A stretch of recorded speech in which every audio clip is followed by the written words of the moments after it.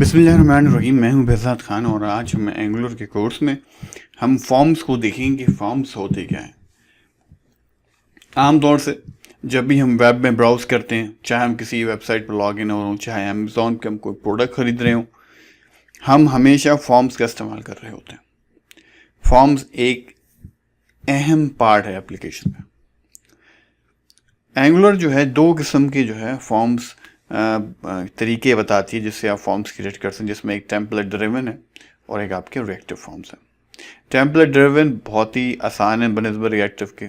बेशक रिएक्टिव भी आसान है लेकिन वो थोड़े बहुत कॉम्प्लेक्स हैं। रिएक्टिव फॉर्म्स वहाँ ज़्यादा रिकमेंडेड हैं जहाँ पे आपकी एप्लीकेशन में बहुत ज़्यादा फॉर्म इस्तेमाल हो, तो आई रेकमेंड वहाँ आप रिएक्टिव फॉर्म इस्तेमाल कर लें। लेकिन बुनियादी तौर पे अगर आपकी एप्लीकेशन में कम फॉर्म है तो टेम्पलेट ड्रिवन फॉर्म पे काम करना ही से सहूलत है।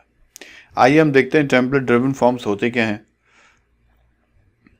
अगर बुनियादी तौर पे हम देखें तो टेम्पलेट ड्रिवन फॉर्म्स जो हैं ये डेटा बाइंडिंग से चलते हैं।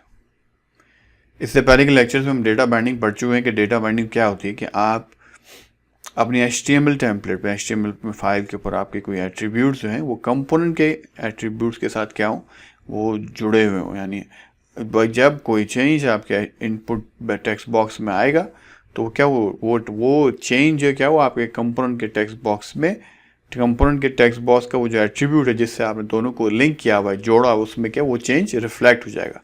यानी यहाँ चेंज करेंगे तो वहाँ पे चेंज आ जाएगा, सही। और अगर टू वे डेटा बाइंडिंग है तो क्या होगा, कंपोनेंट पे भी आप चेंज करेंगे तो टेम्पलेट पे उसका डिफरेंस, उसका चेंज दिखेगा।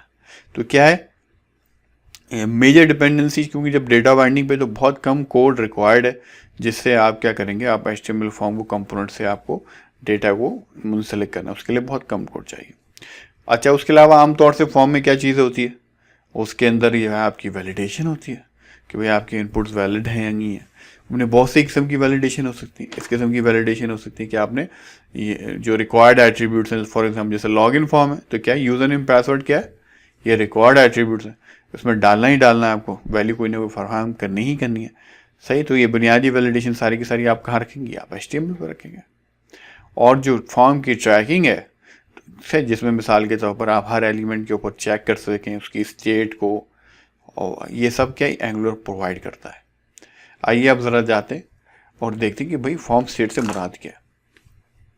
मिसाल के तौर पर आपके पास एक यूज़र नेम की टेक्स्ट फील्ड है और आप जो हैं उस टेक्स्ट फील्ड के नीचे ये मैसेज दिखाना चाहते हैं कि भाई यूज़र नेम की जो वैल्यू है डालना ज़रूरी है।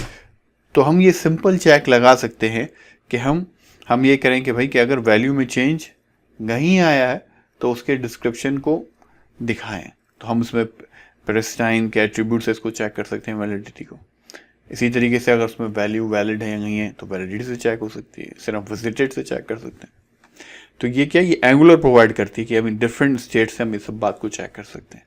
इसी तरीके से हो सकता है कि आपके पास ऐसे सिनेरियो हो जिसके अंदर आप डिफरेंट फॉर्म्स के एलिमेंट्स को एज अ ग्रुप ट्रीट करना चाहते हो, जैसे फर्स्ट नेम लास्ट नेम है, ये दोनों को मिला के आप एक यूज़र नेम ट्रीट करना चाहते हो। कोई एट्रीब्यूट चाहिए तो आप फॉर्म ग्रुप का इस्तेमाल कर सकते हैं, और इंडिविजुअल एलिमेंट को इस्तेमाल करें तो आप फॉर्म को कंट्रोल इस्तेमाल कर सकते हैं। आइए ज़रा सा हम इसको ओवरव्यू लेते हैं और उसके बाद हम अपने नेक्स्ट लेक्चर में एग्जाम्पल की तरफ चले आते हैं। तो टेम्पलेट ड्रिवन फॉर्म्स जो हैं, जब टेम्पलेट क्रिएट होता है तो इसके अंदर ये बुनियादी चीज़ें हैंडल हो जाती है। इसमें फॉर्म्स एलिमेंट है, इनपुट का एलिमेंट है। यानी एंगुलर जो है फॉर्म का एलिमेंट प्रोवाइड करता है, इनपुट एलिमेंट्स की डेटा बाइंडिंग प्रोवाइड करता है, वैलिडेशन रूल्स आप चेक कर सकते हैं। और ये सब फॉर्म मॉडल क्या होता है, ये एंगुलर डायनेमिकली खुद ही क्रिएट कर लेता है। और कंपोनेंट्स के हैंडल करते हैं आपके वो एट्रीब्यूट्स जो आपके फॉर्म के ऊपर हों और वो सारे ऑपरेशंस जो आपको फॉर्म के ऊपर प्रोवाइड करने हैं। आइए इसके बाद हम इसके एग्जाम्पल देखते हैं कि हम स्टूडेंट्स का फॉर्म क्रिएट करते हैं।